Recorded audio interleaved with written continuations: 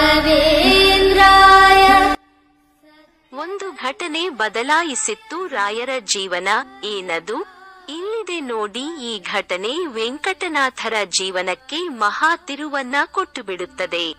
ಏನದು? ವಿಧಿಲಿಖಿತ ಮಹಾಘಟನೆ. ಯಾರೇ ಅಕರಾಳ ವಿಕರಾಳ ಮುತ್ತೈದೆ? ಹಾಗಾದ್ರೆ ಆ ಘಟನೆ ಯಾವುದು? ಅದರಿಂದ ಅವರ ಬಾಳಲ್ಲಿ ಏನೆಲ್ಲ ಬದಲಾವಣೆ ಆಯಿತು ಎಂಬುದು ಇಲ್ಲಿದೆ. ಹೆಂಡತಿ ಮಗನೊಂದಿಗೆ ಸುಖ ಸಂಸಾರ ಮಾಡ್ತಿದ್ದ ವೆಂಕಟನಾಥರು ಅಂದು ದೇಗುಲಕ್ಕೆ ಹೊರಟಿದ್ದರು. ಅಕರಾಳ ವಿಕರಾಳ ಹೆಂಗಸೊಬ್ಬಳು ಮಾರ್ಗ ಮಧ್ಯೆ ದಿಢೀರ್ ಬಂದು ಬಿಟ್ಟಳು. ಈಕೆಯ ವಿಕೃತಿ ವಿಕಾರತೆಯನ್ನ ನೋಡಿ ಎಲ್ಲರೂ ಹೌಹಾರಿದರು, ದೂರ ಸರಿದರು. ವೆಂಕಟನಾಥ ಒಬ್ಬರನ್ನ ಹೊರತುಪಡಿಸಿ ಆ ಹೆಂಗಸನ್ನ ನೋಡಿದ ವೆಂಕಟನಾಥರು ನಸುನಕ್ಕರು. ಎದುರು ಬಂದ ಮುತ್ತೈದೆ ಹೆಂಗಸು ಕೂಡ ನಕ್ಕಳು. ವೆಂಕಟನಾಥ, ನಾನ್ಯಾರೆಂದು ತಿಳಿದೇ ಹೋಯಿತೆ ನಿನಗೆ? ನಾನು ದರಿದ್ರ ದೇವತೆ. ನಿನ್ನ ಪೂರ್ವಕೃತ ಕರ್ಮಫಲಗಳಿಗೆ ಅನುಗುಣವಾಗಿ ನಾನೀಗ ನಿನ್ನನ್ನು ಆಶ್ರಯಿಸಲೇಬೇಕು. ಇದು ನನ್ನ ಕರ್ತವ್ಯ. ಆದರೆ ಸಾಮಾನ್ಯರ ಜೀವನ ಪ್ರವೇಶ ಮಾಡಿದಂತೆ ನಾನು ನಿನ್ನನ್ನು ಏಕಾಏಕಿ ಸೇರಿಬಿಡಲಾರೆ. ನೀನೊಬ್ಬ ಅಸಾಮಾನ್ಯ ಮಹಾಮಹಿಮ. ನಿನ್ನ ಅನುಮತಿ ಇದ್ದರಷ್ಟೇ ಆಶ್ರಯಿಸುತ್ತೇನೆ. ಆಶ್ರಯಿಸಿ ದರಿದ್ರವನ್ನ ಅನುಭವಿಸುತ್ತೇನೆ ಎಂದು ಕೋರಿಕೊಂಡಳು ದರಿದ್ರ ದೇವತೆ. ಎಲ್ಲವನ್ನೂ ಸಮನಾಗಿ ಸ್ವೀಕರಿಸಿದ್ದರು ದರಿದ್ರ ದೇವತೆ. ಮಾತು ಕೇಳಿ ಮತ್ತೆ ನಕ್ಕ ವೆಂಕಟನಾಥರು. ಸರಿಯಮ್ಮ ದರಿದ್ರ ದೇವತೆ.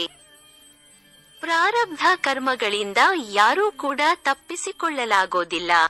ಜಗತ್ ಕಲ್ಯಾಣಕ್ಕಾಗಿ ಸಾಕ್ಷಾತ್ ಶ್ರೀಹರಿಯೇ ಧರೆಗಿಳಿದು ಬಂದು ಸಾಮಾನ್ಯನಂತೆ ಶ್ರೀನಿವಾಸನಾಗಿ ಬೆಟ್ಟಗುಡ್ಡ ಅಲೆದು ಹಸಿವು ಬಾಯಾರಿಕೆಗಳೊಂದಿಗೆ ಬದುಕಬೇಕಾಯ್ತು. ಇನ್ನು ನಾನ್ಯಾವ ಲೆಕ್ಕ? ನೀನು ಖಂಡಿತ ಬಂದು ನನ್ನನ್ನು ಆಶ್ರಯಿಸು. ಆದರೆ ನನಗೊಂದು ಪ್ರಶ್ನೆಯಿದೆ. ನೀನು ಎಲ್ಲಿವರೆಗೆ ನನ್ನೊಂದಿಗೆ ಇರುತ್ತೀಯ? ನಾನೆಷ್ಟು ಕಾಲ ಈ ದಾರಿದ್ರ್ಯವನ್ನ ಅನುಭವಿಸಬೇಕು ಎಂದು ಕೇಳುತ್ತಾರೆ ವೆಂಕಟನಾಥರು. ವೆಂಕಟನಾಥರ ಪ್ರಶ್ನೆಗೆ ಉತ್ತರಿಸುತ್ತಾ ದರಿದ್ರ ದೇವತೆ ಒಂದು ಮಾತನ್ನು ಹೇಳುತ್ತಾಳೆ. ನೋಡು ವೆಂಕಟನಾಥ, ನಿನ್ನ ಹೆಂಡತಿ ಒಂದು ದಿನ ಗುರುಗಳ ಬಳಿ ಹೋಗೋಣ ಎಂದು ಕೇಳುತ್ತಾಳೆ. ಅಲ್ಲಿಯವರೆಗೂ ಈ ದಾರಿದ್ರ್ಯ ತಪ್ಪಿದ್ದಲ್ಲ. ಅಂದು ನಾನು ನಿನ್ನನ್ನು ಬಿಟ್ಟು ತೊಲಗುತ್ತೇನೆ ಎನ್ನುತ್ತಾಳೆ. ಈ ಮಾತು ಹೇಳುತ್ತಾ ಜೊತೆಗೊಂದು ಷರತ್ತನ್ನು ವಿಧಿಸುತ್ತಾಳೆ. ನಿನ್ನ ಹೆಂಡತಿ ತಾನಾಗಿ ತಾನೇ ನಡೆಯಿರಿ ಗುರುಗಳ ಬಳಿ ಎಂದು ಹೇಳಬೇಕೆ ಹೊರತು ಎಂಥದ್ದೇ ಕಷ್ಟ ಬರಲಿ ನೀನಾಗಿ ಹೆಂಡತಿಗೆ ಈ ಗುಟ್ಟನ್ನು ಬಿಟ್ಟುಕೊಡಬಾರದು ಎಂದು ಷರತ್ತು ಹಾಕುತ್ತಾಳೆ. ಅದರಂತೆ ದರಿದ್ರ ದೇವತೆಯ ಷರತ್ತನ್ನು ಒಪ್ಪಿ ಜೀವನದ ಅತ್ಯಂತ ಕಷ್ಟದ ದಿನಗಳನ್ನು ಸ್ವಾಗತಿಸುತ್ತಾರೆ ವೆಂಕಟನಾಥರು. ದರಿದ್ರ ದೇವತೆ ವೆಂಕಟನಾಥರನ್ನ ಆಶ್ರಯಿಸಿದ್ದಾಯ್ತು. ಇದರೊಂದಿಗೆ ದಟ್ಟ ದಾರಿದ್ರ್ಯದ ದಿನಗಳು ಆರಂಭವಾದವು. ಯಾವ ಮಟ್ಟಕ್ಕೆ ಎಂದರೆ ವೆಂಕಟನಾಥರ ದಾರಿದ್ರ್ಯಕ್ಕೆ ಉಪಮೆಯೇ ಸಿಗದಿರುವಷ್ಟು ತೀವ್ರತೆಯಲ್ಲಿ ಬಡತನ ಹೆಗಲೇರುತ್ತೆ. ಇದಾದ 2 ದಿನಕ್ಕೆ ಮನೆಗೆ ಕಳ್ಳರು ನುಗ್ಗಿ ಇರುವುದನ್ನೆಲ್ಲ ದೋಚುತ್ತಾರೆ. ಇದ್ದ ಮನೆ ಸೋರಲಾರಂಭಿಸುತ್ತೆ. ಹರಿದ ಬಟ್ಟೆ, ಹಸಿದ ಹೊಟ್ಟೆ ದಿನಚರಿ ಎಂಬಂತಾಗಿ ಬಿಡುತ್ತೆ. ಬಡತನ ನೋಡಿದ ಬಂಧುಗಳು ದೂರದಲ್ಲೇ ನಿಂತು ಬಿಡುತ್ತಾರೆ. ಇರೋ ಒಬ್ಬ ಮಗನಿಗೆ ಹಾಲು ಅನ್ನ ಕೊಡೋಣ ಎಂದರೂ ಬಿಡಿಗಾಸಿಲ್ಲ. ಅನಿವಾರ್ಯವಾಗಿ ಮಕ್ಕಳಿಗೆ ವೇದ ಪಾಠ ಹೇಳಿಕೊಟ್ಟಾದರೂ ದುಡಿಮೆ ಮಾಡೋಣ ಎಂದುಕೊಂಡರೆ ಅದಕ್ಕೂ ಕಲ್ಲು ಬೀಳುತ್ತೆ. ದಿಕ್ಕೆ ತೋಚದ ದರಿದ್ರ ಜೀವನ ವೆಂಕಟನಾಥರನ್ನ ಕಾಡಲಾರಂಭಿಸುತ್ತೆ. ಸಮುದ್ರದ ನಂಟು ಉಪ್ಪಿಗೆ ಬರ ಎನ್ನುವಂತೆ ಮಹಾನ್ ವಿದ್ವಾಂಸರನ್ನು ಕೈ ಹಿಡಿದ ಸುಮಂಗಲಿ ಸರಸ್ವತಿಗೆ ಜೀವನವೇ ಅಯೋಮಯ ಎನಿಸಿಬಿಡುತ್ತೆ. ಆದರೆ ವಿಧಿಯಿಲ್ಲ, ಅನುಭವಿಸಲೇಬೇಕು. ಯಾಕಂದ್ರೆ ಅಂದುಕೊಂಡಿದ್ದಲ್ಲ ಜೀವನ, ಅನುಭವಿಸಿದ್ದು ಅನ್ನೋದು ಜನಜನಿತ ಸತ್ಯ. ಈ ಮಾತಿಗೆ ಬದ್ಧರಾಗಿ ಗಂಡನ ಕಷ್ಟಕ್ಕೆ ಹೆಗಲಾಗಿ ಸಹನೆ ಕಾಯ್ದುಕೊಂಡೇ ಸಾಗುತ್ತಾರೆ ಸರಸ್ವತಿ. ಕನಸಿನಲ್ಲಿತ್ತು ಆ ರಹಸ್ಯ. ಹೀಗಿರುವಾಗಲೇ ದಟ್ಟ ದಾರಿದ್ರ್ಯದ ಆ ದಿನಗಳಲ್ಲಿ ಒಂದು ರಾತ್ರಿ ವೆಂಕಟನಾಥರ ಪತ್ನಿ ಸರಸ್ವತಿಯವರಿಗೆ ಕನಸೊಂದು ಬೀಳುತ್ತೆ. ಕನಸಲ್ಲಿ ವೆಂಕಟನಾಥರ ಪರಮಗುರು ಅಂದ್ರೆ ಗುರುವಿನ ಗುರು ಇರುತ್ತಾರಲ್ಲ ಅವರು. ಇನ್ನೂ ಸರಳೀಕರಿಸಿ ಹೇಳೋದಾದ್ರೆ ವೆಂಕಟನಾಥರ ಗುರು ಸುಧೀಂದ್ರ ತೀರ್ಥರು ಇರ್ತಾರಲ್ಲ, ಅವರ ಗುರುಗಳಾದ ವಿಜಯೇಂದ್ರ ತೀರ್ಥರು ಕನಸಲ್ಲಿ ಕಾಣಿಸಿಕೊಳ್ತಾರೆ. ಮಹಾನ್ ಶಕ್ತಿವಂತರಾದ ಇವರು ಕನಸಲ್ಲಿ ಒಂದು ಸಲಹೆ ನೀಡುತ್ತಾರೆ. ತಾಯಿ, ನಿನ್ನ ಪತಿ ಮಹಾಮಹಿಮ. ಅಂತಹ ಮಹಾಮಹಿಮ ಈ ರೀತಿ ಕಷ್ಟಗಳನ್ನ ಅನುಭವಿಸೋದು ಜಗತ್ತಿಗೆ ಒಳ್ಳೆಯದಲ್ಲ. ನೀನು ಅವನ ಬಳಿ ಹೋಗಿ ನಿಮ್ಮ ಗುರುಗಳ ಬಳಿ ಹೋಗೋಣ ಎಂದು ಕೇಳು. ಅಂದೇ ಅವನ ದಾರಿದ್ರ್ಯವೆಲ್ಲ ನಿವಾರಣೆಯಾಗುತ್ತೆ ಎಂದು ಸಲಹೆ ಕೊಡ್ತಾರೆ ವಿಜಯೇಂದ್ರ ತೀರ್ಥರು. ರಾತ್ರಿ ಕಳೆದು ಬೆಳಗಾಗೋದನ್ನೇ ಕಾಯ್ತಿದ್ದ ಸರಸ್ವತಿಯವರು ವೆಂಕಟನಾಥರ ಬಳಿ ಬಂದು, ಇನ್ನಿಷ್ಟು ದಿನ ಈ ಕಷ್ಟ ಕಾರ್ಪಣ್ಯ, ನೀವು ವೇದಪಾರಂಗತರಲ್ಲವೇ, ಪರಿಹಾರ ಹುಡುಕಬಹುದಲ್ಲ ಎಂದು ಕೇಳುತ್ತಾರೆ. ಪ್ರತಿಯಾಗಿ ವೆಂಕಟನಾಥರು ಹೇಳೋದೇನೆಂದ್ರೆ, ಇದೆಲ್ಲ ಕರ್ಮಫಲ, ಅನುಭವಿಸದೆ ಅನ್ಯ ಮಾರ್ಗವಿಲ್ಲ ಎಂದು. ಸರಿ, ಹಾಗಿದ್ದರೆ ಯಾವುದಕ್ಕೂ ಒಂದು ಸಲ ನಿಮ್ಮ ಗುರುಗಳ ಬಳಿ ಹೋಗಿ ಬರೋಣ ಬನ್ನಿ ಎನ್ನುತ್ತಾರೆ ಸರಸ್ವತಿ. ವೆಂಕಟನಾಥರಿಗೆ ಆಶ್ಚರ್ಯವಾಗುತ್ತದೆ. ಇದ್ದಕ್ಕಿದ್ದಂತೆ ಈ ಚಿಂತನೆ ಏಕೆ ನಿನಗೆ ಎಂದು ಕೇಳುತ್ತಾರೆ. ಯಾಕೆ ಬಂತೋ ಏನೋ, ಬನ್ನಿ ಹೋಗಿ ಬರೋಣ ಎಂದು ಮತ್ತೊಮ್ಮೆ ಹೇಳುತ್ತಾರೆ. ಒಪ್ಪಿದ ವೆಂಕಟನಾಥರು ಷರತ್ತೊಂದನ್ನ ವಿಧಿಸುತ್ತಾರೆ. ನೋಡು ಸರಸ್ವತಿ, ಹೋಗಲು ನನಗೇನೂ ಅಡ್ಡಿಯಿಲ್ಲ. ಗುರುಗಳನ್ನ ನೋಡಿದರೆ ನನಗೂ ಖುಷಿಯಾಗುತ್ತದೆ. ಆದರೆ ಹೋದ ಮೇಲೆ ಎಂಥದ್ದಾದರೂ ಕಷ್ಟ ಕಾರ್ಪಣ್ಯ ಬಂದರೆ ಮಾನಸಿಕವಾಗಿ ನೀನು ಸಜ್ಜಾಗಿರಬೇಕು, ವಿರೋಧಿಸಲು ಮುಂದಾಗಬಾರದು ಎಂದು ವಿಶೇಷವಾದ ಸೂಚನೆಯೊಂದನ್ನ ಕೊಡುತ್ತಾರೆ. ದಿನವೂ ಅನುಭವಿಸ್ತಿರೋ ದಾರಿದ್ರ್ಯದ ಒತ್ತಡ, ಕಷ್ಟಕ್ಕಿಂತ ಇನ್ಯಾವ ಕಷ್ಟವಿರಲು ಸಾಧ್ಯ ಎಂದುಕೊಂಡ ಸರಸ್ವತಿ, ಹಾಗೇನಿಲ್ಲ, ಏನೇ ಆದರೂ ಸರಿ, ನಾವು ಹೋಗಿಯೇ ಬರೋಣ ಎಂದು ಕೇಳಿಕೊಳ್ಳುತ್ತಾರೆ. ಮಡದಿಯ ಮಾತಿನಂತೆ ತಮ್ಮ ಗುರುಗಳಾದ ಸುಧೀಂದ್ರ ತೀರ್ಥರನ್ನ ಭೇಟಿಯಾಗುತ್ತಾರೆ ವೆಂಕಟನಾಥ. ಗುರುಗಳ ದರ್ಶನ, ಕೃಪಾಶೀರ್ವಾದದ ಪರಿಣಾಮ ವೆಂಕಟನಾಥರ ಬದುಕೇ ಬದಲಾಗುತ್ತದೆ. ಅಂದಿನವರೆಗೂ ಇದ್ದ ದಟ್ಟ ದಾರಿದ್ರ್ಯ ದಿನಗಣನೆ ಮಾಡೋ ವೇಳೆಗೆಲ್ಲ ದೂರಾಗುತ್ತದೆ. ಗುರುಗಳ ಅಣತಿಯಂತೆ ಮಠದಲ್ಲೇ ವಾಸ್ತವ್ಯ ಹೂಡುತ್ತಾರೆ. ಪ್ರವಚನ ಮಾಡಲಾರಂಭಿಸುತ್ತಾರೆ. ಗುರುಗಳ ಜೊತೆ ಲೋಕ ಸಂಚಾರಕ್ಕಿಳಿಯುತ್ತಾರೆ. ಹೋದಲ್ಲೆಲ್ಲ ಕೀರ್ತಿ ಪುರುಷರಾಗುತ್ತಾರೆ. ಸಂಚಾರದ ವೇಳೆ ರಾಜರ ಆಸ್ಥಾನಗಳಿಗೆ ತೆರಳಿ ಸಂವಾದಕ್ಕಿಳಿಯುವ ವಾದಿಗಳನ್ನು ಗೆದ್ದು ಶ್ರೀಮಠಕ್ಕೆ ಕೀರ್ತಿ ತರುತ್ತಾರೆ.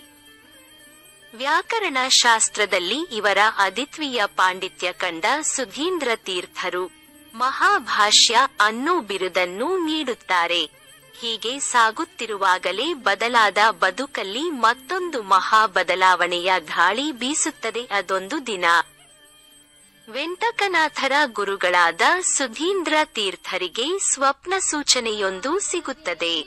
ಸುಧೀಂದ್ರ ತೀರ್ಥರ ಕನಸಲ್ಲಿ ಬಂದ ಶ್ರೀರಾಮಚಂದ್ರ ಪ್ರಭು ಮಹತ್ವದ ಸಂದೇಶವೊಂದನ್ನು ಕೊಡುತ್ತಾನೆ. ನಿನ್ನ ಶಿಷ್ಯನಾದ ವೆಂಕಟನಾಥನಿಂದ ನನ್ನ ಮೂಲರಾಮನ ರೂಪಕ್ಕೆ ಆರಾಧನೆ ಮಾಡಿಸಿಕೊಳ್ಳಬೇಕೆನ್ನುವುದು ನನ್ನ ಬಯಕೆ. ಈ ಪರಂಪರೆಗೆ ಮುಂದಿನ ವಾರಸುದಾರನು ಅವನೇ ಆಗಲಿ ಎಂದು ಆದೇಶವನ್ನೀಯುತ್ತಾನೆ ರಾಮ. ಮುಂದಿನ ಪೀಠಾಧಿಪತಿಯ ಶೋಧನೆಯಲ್ಲಿದ್ದ ಸುಧೀಂದ್ರ ತೀರ್ಥರ ಮನಸ್ಸಿಗೂ ಬಹಳ ಮುದವೆನಿಸುತ್ತದೆ ರಾಮನ ನುಡಿ. ಶಿಷ್ಯ ವೆಂಕಟನಾಥರನ್ನು ಕರೆಯುತ್ತಾರೆ ಗುರುಗಳು. ಶಿಷ್ಯನ ಮುಂದೆ ಪಟ್ಟಕ್ಕೇರಬೇಕಾದ ಪ್ರಸ್ತಾಪ ಮಾಡುತ್ತಾರೆ. ಆದರೆ ವೆಂಕಟನಾಥರು ಸುತಾರಾಮ್ ಒಪ್ಪೋದಿಲ್ಲ. ಗುರುಗಳೇ, ಇದೆಂಥ ದೊಡ್ಡ ಪರೀಕ್ಷೆ, ಈ ಅಪಾರ ದ್ವೈತ ಸಿದ್ಧಾಂತದ ಸಾಮ್ರಾಜ್ಯವೆಲ್ಲಿ, ನಾನೆಲ್ಲಿ, ಭಾರ ಹೊತ್ತು ಸಮುದ್ರ ದಾಟಲು ಹೋದಂತಾಗುತ್ತದೆ. ಅಷ್ಟೇ ಅಲ್ಲ, ನಾನಿನ್ನೂ ಚಿಕ್ಕವನು, ನನ್ನ ಹೆಂಡತಿ ಚಿಕ್ಕವಳು, ಮಗನಿಗೆ ಉಪನಯನವನ್ನೇ ಮಾಡಿಲ್ಲ ಎಂದು ಹೇಳಿ ಗುರುಗಳಿಗೆ ನಿರಾಸೆ ಮಾಡಿ ಮನೆಗೆ ಹೊರಟು ಬಿಡುತ್ತಾರೆ. ಹೋಗು, ಎಲ್ಲಿ ಹೋಗುವೆ, ಬಂದೇ ಬರುವೆ ಎಂದು ಗುರುಗಳು ನಸುನಕ್ಕು ಸುಮ್ಮನಾಗುತ್ತಾರೆ. ಗುರುಗಳ ನಂಬಿಕೆ ನಿಜವಾಗುವ ದಿನ ಬಂದೇ ಬಿಡುತ್ತೆ. ಒಂದು ಬೆಳಗಿನ ಜಾವ ಸ್ವಪ್ನದಲ್ಲಿ ವಿದ್ಯಾದೇವಿ ಸಾಕ್ಷಾತ್ ಸರಸ್ವತಿ ಕಾಣಿಸಿಕೊಳ್ತಾಳೆ ವೆಂಕಟನಾಥರಿಗೆ. ಸ್ವಪ್ನ ದರ್ಶನ ಕೊಟ್ಟ ಸರಸ್ವತಿ ವೆಂಕಟನಾಥರಿಗೆ ಸಂಸಾರದ ಬಗ್ಗೆ ತಿಳಿವಳಿಕೆ ನೀಡುತ್ತಾಳೆ. ಸಂಸಾರವನ್ನು ನೆಚ್ಚಿಕೊಂಡಿರಬೇಡ ನೀನು, ನಿನ್ನ ಅವತಾರವು ಶ್ರೀ ಮಧ್ವಾಚಾರ್ಯರ ತತ್ವಶಾಸ್ತ್ರದ ಪ್ರಚಾರಕ್ಕಾಗಿ ಆಗಿದೆ. ನಿನ್ನ ಗುರುಗಳು 12 ವರ್ಷಗಳು ಮಾತ್ರ ಇರುತ್ತಾರೆ. ನಿನ್ನಿಂದ ಅಸಾಧಾರಣ ಕಾರ್ಯಗಳಾಗಬೇಕಿವೆ. ವಿದ್ಯಾದೇವಿಯಾದ ನಾನು ನಿನ್ನ ಕೈಪಿಡಿದು ಜಗತ್ಪ್ರಸಿದ್ಧಳಾಗಬೇಕು ಅನ್ನೋ ಹೆಬ್ಬಯಕೆ ಹೊಂದಿದ್ದೇನೆ. ನಿನ್ನ ನಾಲಿಗೆಯೆಂಬ ರಂಗಸ್ಥಳದಲ್ಲಿ ನರ್ತನ ಮಾಡಲು ಬಯಸಿದ್ದೇನೆ. ನೀ ಯತಿಯಾಗಬೇಕು. ನೀನು ಯತಿಯಾಗುವುದು. ನಾನು ನಿನ್ನ ಅಧೀನಳಾಗುವುದು 2 ದೈವ ಸಂಕಲ್ಪ ಅನ್ನೋ ಸ್ಪಷ್ಟ ಸಂದೇಶ ಕೊಡುತ್ತಾಳೆ ಸರಸ್ವತಿ ಮಾತೆ. ಸರಸ್ವತಿ ಮಾತೆಯ ಸಂದೇಶದ ಬಳಿಕ ನಿರ್ಧಾರದ ನಂತರದ ಹಾದಿ ಎರಡೂ ಸ್ಪಷ್ಟವಾಗುತ್ತದೆ. ಮನದಲ್ಲೇ ಸಂಕಲ್ಪ ಮಾಡಿಕೊಂಡ ವೆಂಕಟನಾಥರು ಮೊದಲು ಮಾಡಬೇಕಾದ ಕೆಲಸಗಳತ್ತ ಗಮನ ಕೊಡುತ್ತಾರೆ. ಮಗನಿಗೆ ಉಪನಯನ ಮಾಡಿಸುತ್ತಾರೆ. ಜವಾಬ್ದಾರಿ ಮುಗಿದ ಕೂಡಲೇ ಅದೇ ದಿನ ಪತ್ನಿ ಸರಸ್ವತಿಯನ್ನ ಕರೆದು ತಮ್ಮ ಮನದಿಂಗಿತವನ್ನ ಹೇಳಿಯೇ ಬಿಡ್ತಾರೆ ವೆಂಕಟನಾಥರು. ನೋಡು ಸರಸ್ವತಿ, ನಾನು ನಿರ್ಧರಿಸಿದ್ದೇನೆ. ಸನ್ಯಾಸಿಯಾಗಿ ಬಿಡುತ್ತೇನೆ. ಜನಕಲ್ಯಾಣದ ನಿರ್ದೇಶನವಾಗಿದೆ. ಸಂಸಾರ ಸಾಗರದಲ್ಲಿ ಮುಳುಗಿರಲಾರೆ. ಮಗನನ್ನು ಚೆನ್ನಾಗಿ ನೋಡಿಕೋ, ನೀನು ಕ್ಷೇಮವಾಗಿರು ಎಂದು ಬಿಡ್ತಾರೆ ಒಂದೇ ಮಾತಿಗೆ. ಅಷ್ಟು ಹೊತ್ತು ಮಗನ ಉಪನಯನದ ಸಂಭ್ರಮದಲ್ಲಿದ್ದ ಸರಸ್ವತಿಗೆ ಒಮ್ಮೆಲೆ ಬರಸಿಡಿಲು ಬಂದೆರಗಿದಂತಾಗುತ್ತೆ. ಇದಕ್ಕೇನಾ ನೀವು ಇಷ್ಟು ಆತುರಾತುರವಾಗಿ ಮಗನ ಕಾರ್ಯ ಮಾಡಿದಿರಿ? ಮದುವೆಯಾಗಿ ಕೆಲವೇ ವರ್ಷಗಳಾಗಿವೆ. ಸನ್ಯಾಸದ ಮಾತೇಕೆ? ಹೀಗೆ ಸರಸ್ವತಿಯವರು ಕೇಳಿದ ಪ್ರಶ್ನೆಗಳು ಒಂದೆರಡಲ್ಲ. ತೋಡಿಕೊಂಡ ದುಃಖ ಅಷ್ಟಿಷ್ಟಲ್ಲ. ಆದರೆ ವೆಂಕಟನಾಥರ ಸಂಕಲ್ಪದ ಮನಸ್ಸು ಇದೇನನ್ನೂ ಕೇಳಿಸಿಕೊಳ್ಳುವ ಸ್ಥಿತಿಯಲ್ಲಿರೋದಿಲ್ಲ. ಸಂಸಾರವೆಂಬ ಭವಭಾರ ನನಗೆ ಬೇಡ ಎಂದು ಅಂಗಳದಿಂದ ಗುರುಗಳ ಪಾದದತ್ತ ಹೊರನಡೆದು ಬಿಡ್ತಾರೆ ವೆಂಕಟನಾಥರು. ಮುಂದೇನಾಯ್ತು? ಇಂದಿಗೂ ಬೃಂದಾವನದಲ್ಲಿರೋ ರಾಯರು ಜೀವಂತವಾಗಿದ್ದಾರೆ ಅನ್ನೋ ನಂಬಿಕೆ ನಿಜಾನಾ? ಮಂತ್ರಾಲಯದಲ್ಲಾದ ಅದ್ಭುತ ಪವಾಡವೇನು? ಇದೆಲ್ಲವನ್ನೂ ನಮ್ಮ ಮುಂದಿನ ವಿಡಿಯೋದಲ್ಲಿ